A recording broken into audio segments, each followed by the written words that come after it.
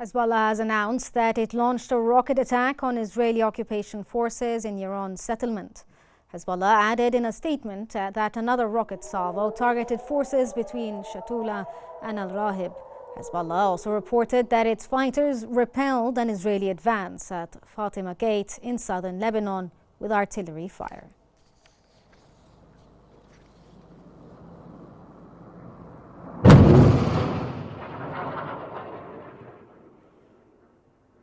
World Health Organization Director General Tedros Adhanom has confirmed that hospitals in Lebanon are overwhelmed due to an influx of casualties of Israeli aggression. Adhanom added that Lebanon's healthcare system is struggling to cope with the current situation as the number of deaths in Lebanon continues to rise. He noted that successive crises have weakened Lebanon's healthcare system, which is now struggling to meet high demands.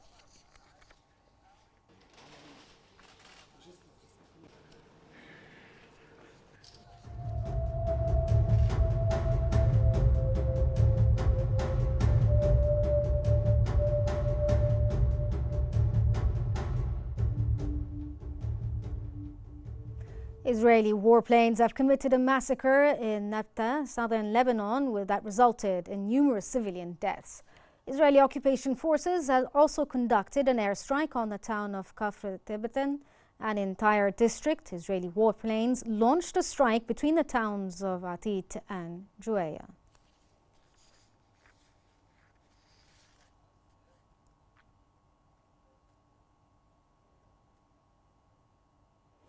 Meanwhile, Israeli occupation forces have reported Western Galilee. They also reported the interception of 2 drones from the Lebanese territory off the coast of Nahriya. The drones were reportedly destroyed in an open area. Israel also said it detected the launch of 25 rockets towards Upper Galilee as part of a second rocket salvo fired by Hezbollah from southern Lebanon.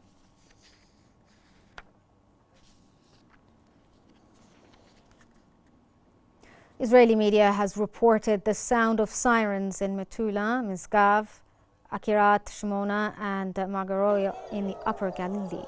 The sirens were triggered following Hezbollah's attacks on several locations in the north. Media sources also noted the explosion of Israeli interceptor missiles over the Galilee as they engaged Hezbollah rockets.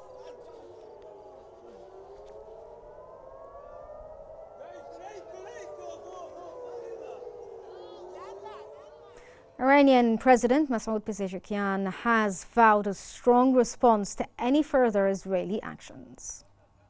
ما به دنبال جنگ نیستیم. این اسرائیل که ما رو وادار میکنه که عکس العمل نشون بدیم. اسرائیل در مهمان ما رو در تهران روز تحلیف ترور کرد. به ما گفتن شما صبر کنید. ما میخوایم صلح برقرار کنیم. اگر شما برخورد کنید صلح برقرار نمیشه. شکرا. Saudi Arabia's foreign minister, Prince Faisal bin Farhan, has reiterated the kingdom's call for a 2-state solution in Palestine. Prince Faisal underscored the importance of resolving regional conflicts through diplomacy, stressing that ongoing aggressions and violations in the region are exacerbating political tensions and disrupting international trade.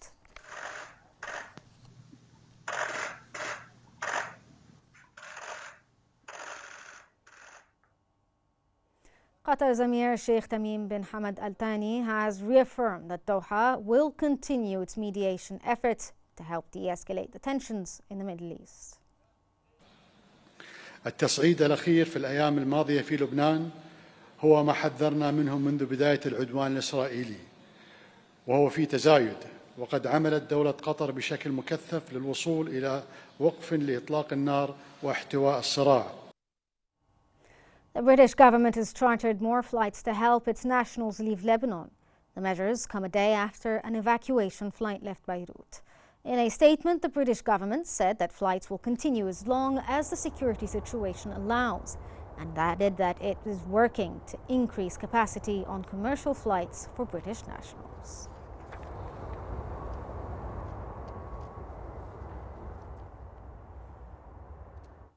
Australian Foreign Minister Penny Wong has urged the thousands of Australians who are still in Lebanon to leave while possible.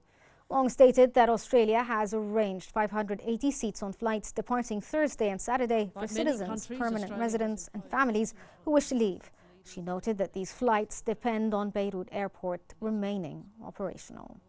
40,000 Palestinians have been killed, more than 11,000 children, nearly 2 million Gazans displaced, China has called on the United Nations Security Council to take urgent action to de-escalate the situation in the Middle East. That came after the latest Israeli airstrikes on Lebanon. China's permanent representative to the United Nations, Zhang Jun, has said that the Security Council has a primary responsibility for maintaining international peace and security.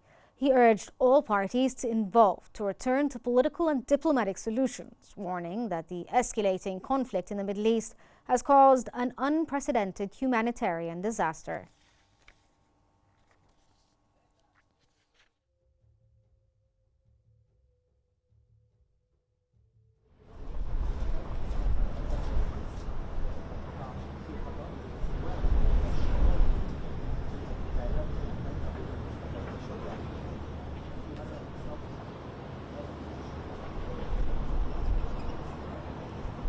As you can see, live footage of Beirut, where we can see smoke plumbing out from recent airstrikes,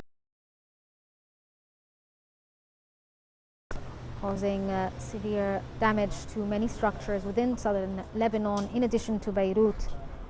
Just yesterday, 7 were killed, and there was premise of the use of phosphorus bombs, which are considered illegal internationally, near civilian areas.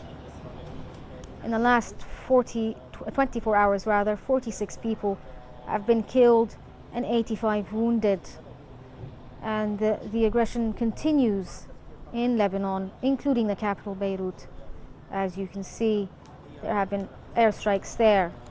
In addition to the aerial bombardment that Lebanon has been seeing, the Israeli army has exercised raids and incursions within southern Lebanon in the last 48 hours as well. There has been severe damage to many structures, including hospitals, civilian homes, and government structures, and also medical personnel were affected, where they were also targeted, where 7 health workers near the offices belonging to Beirut were also struck by aerial bombardments. And it seems that the Israeli side is still continuing to disregard international law when it comes to combat by the indiscriminate bombings seen in civilian areas and major damages there. Israeli strikes have not just hit southern Lebanon and the capital of Lebanon as well, but there have also been attacks in neighboring countries, including Syria. Earlier, there were attacks of a gunfire attack on a military outpost near Israeli, and the attacker was neutralized.